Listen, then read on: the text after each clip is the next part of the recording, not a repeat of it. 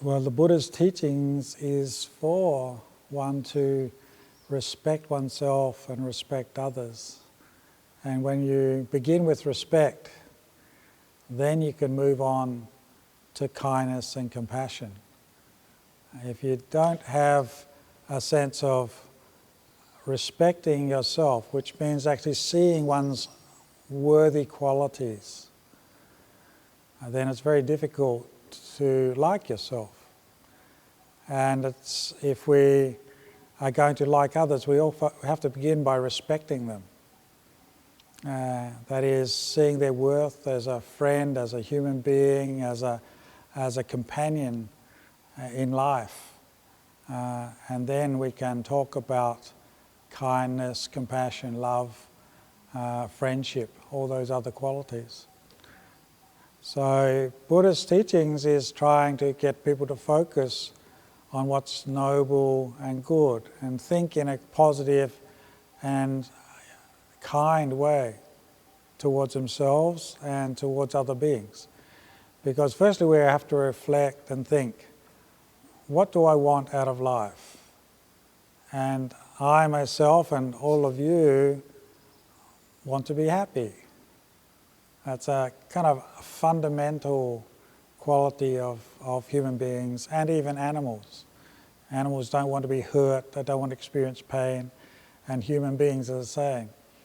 And we don't want that, and and neither does anyone else. So the first thing is when we realize that people don't want unhappiness and they want happiness, then we should rise up and give that, firstly to ourselves, be it by thinking kind thoughts to oneself, then thinking kind thoughts about other people, saying kind things about oneself, and saying kind things about other people, doing kind acts which are beneficial to oneself, don't hurt oneself, and the same to other people, doing things that are beneficial to them, kind to them, and don't cause any hurt or harm. And that's an essential human quality which is found throughout the world in all religions. It's not Buddhist, it's truth. And that's what Dhamma means. What is true in the world for everybody. And that is a fundamental truth, that people want to be happy and avoid unhappiness and avoid pain. Well, the 10 Barometers is a teaching in the Buddha's teachings which is about the qualities for development which leads to spiritual growth and to make one more mature as a human being. Because somebody can be, say, a very intelligent human being but not be a very mature human being, so not be very grown up. So someone can be smart but foolish,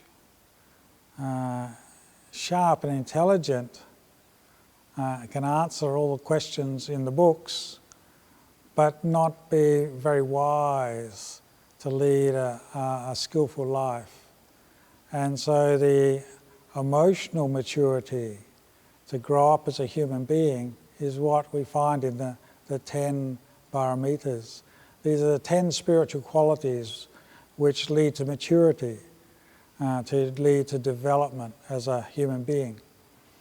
And those material qualities are, for example, in those 10, there's virtue, being a virtuous person. Some people are intelligent, but they're not virtuous. That is, they don't have sila. Some people, for example, are intelligent, but they're not very generous. They don't have dana barometer. So we have the generosity. It shows an act is someone who is very kind, considerate, shares things with others. That's an intelligent, mature person. That's a grown-up person. Someone who only thinks of themselves is a very selfish person and not very mature. So you've got generosity, and then you've got also other qualities. I'm not doing it in order, but you've got, say, truthfulness, satya, which is somebody who is truthful and honest. If they say they're going to do something, they do it. They say they're not going to do it, they don't do it. They always tell the truth. somebody has determination, adhitthana. They think they're going to do something, they decide to do it, then they follow it through to the end. Some people are very good at starting things and never finish them. They start a book, they don't finish it. They start studying, they never finish that course because they haven't got that determination. Then the Nekkhamma Barami is the ability to give up things, go without. For example, some people, they have to have a lot of things before they're happy. Some people can say, I don't need all those things, I can still be happy. I don't need the most or the best or everything to be happy. I can be happy with little or going, even sharing things. So by giving things away to somebody else, that makes you happy. That's what we call the Nekkhamma Barami, the quality which one is actually giving up or abandoning. Then there's the barometer of energy, someone who is energetic, somebody who is not lazy, somebody who puts you through forth effort, physical and mental energy to get ahead and do well in life, to grow and mature. Then there's the adhitthana of patient endurance, having patience and endurance to go through difficulties, because no one likes difficulties in life. For example, when we're not well, we've got a headache or sick, then to be patient to wait for that to change. Or when we want to eat something now, we're hungry now, but to be patient enough to be able to wait till when it's cooked and when it's ready, or when it's time for us to eat. So, those patience qualities, be patient, that's a very important one. Another important quality of the paramitas is equanimity, is to be balanced in sort of, when one's getting what one wants, then one doesn't get too excited, one doesn't get what one wants, one doesn't get too upset, depressed, being very even in temperament. And then wisdom paramita, that's actually a very important paramita to be wise and skillful, to do things which are going to bring you happiness and bring others happiness. That's not going to bring you pain and suffering and not bring other people pain and suffering. So those paramitas are very, very important. I'm not sure if I covered all 10. I think I've got most of them. Metta, loving kindness, is the 10th of those paramitas, which we'll go on to speak to about now. Metta is one of the paramitas which is very, very important, because it is the quality of not getting upset and dwelling in anger, frustration, negativity, fault-finding, sense of frustration of not getting what you want. It's the opposite. It's a sense of goodwill, positive thinking, kindness, friendship, warmth, a sense of wanting to bring happiness to yourself and to others. So, for example, somebody who is kind thinks good thoughts about themselves. May I be happy and may I be well. May other beings be happy. May other beings be well. Whereas a negative person says, I'm not a good person, I'm hopeless, it's a waste of time, I'm depressed, I'm negative, life is very bad and everything's going wrong, miserable, and I hate everybody, and they shouldn't exist in the world, and I want to get rid of everybody, they're not doing what I want, and that's the fault-finding mind. It's the very opposite to the mind of friendship, kindness, and care and love. And the Buddha compared it to we all have mothers or who have been very kind in taking care of us, just as a mother would protect and even give up her life to look after us. So too, if we have kindness to others, then they'll be kind back to us. That's a very interesting thing. If we want to have friends and for other people to be friendly to us, we have to learn how to be friends and friendly to others. If we're not friendly to others, they won't be friends with us. It doesn't work that way. It works, what you give, you get back. Cause and effect, well, that's getting into a big area of the Buddha's teachings, and the Buddha said that everything is causally related. So nothing happens out of emptiness. Nothing happens without a primal cause. And the cause for certain things is arising because we have created a cause in the past. So this effect is arising because of a cause in the past. So when we know that we can change our lives by changing the effect right now, what effect am I having on everybody?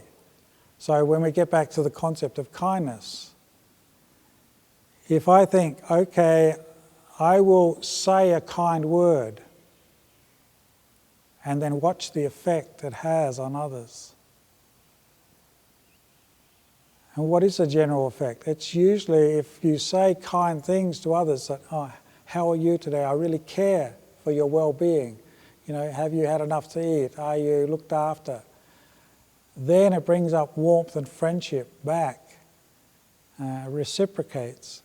But if I say a very harsh and cruel word and criticize somebody or negative to somebody, then that also has an effect. And what is the effect? The effect is negative. In the vast majority of cases, people don't like to hear being criticized, abused, being found fault. And so when you observe that and see that you can have a big cause on people's lives, a big effect on people's lives by what you do. Yeah. And that you understand the idea of what we call kamma. That if I say take a bowl or a stone and throw it into the lake, it falls into a lake of water, it will send out ripples right across that lake. And they'll reach far and wide across that lake. That's the effect of throwing that ball or that stone into the lake. So too, what we do and say has a massive effect on the people around us. So trying to say kind words, good words, truthful words, has a very good effect on everyone around us. One of the things I would say is there's the teaching of kindness and loving kindness in the Buddha's teachings. He said it has 11 effects. 11 effects. Then the first effect is, the Buddha said, is you wake up, if you go to sleep, you sleep well. Yes, you have a good night's sleep. Secondly, you wake up refreshed. Your complexion, your skin is very clear. You don't have nightmares or evil dreams. The person who has nightmares usually has negativity and frustration in their mind. Animals love one. Human beings are friendly to one because you're thinking good thoughts about them. Devas and non-human beings are friendly to one. One is not hurt or harmed through violence, through someone's trying to stab you or poison you or kill you, because you're friendly.